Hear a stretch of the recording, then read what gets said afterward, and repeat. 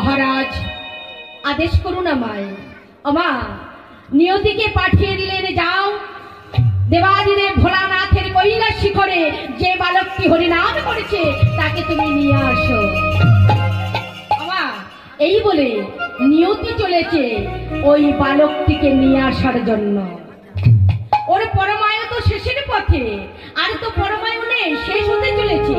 তাই নিয়তি যখন চলেছে ওই বালকটিকে নিয়ে আসতে, এমন সময় সেই মার্কণ্ডেয় সেই দেবাদিদেব ভোলানাথের কৈলাস শিখরে দুটি বাহু তুলে বদন ভরে গাইছে জয় রাধে।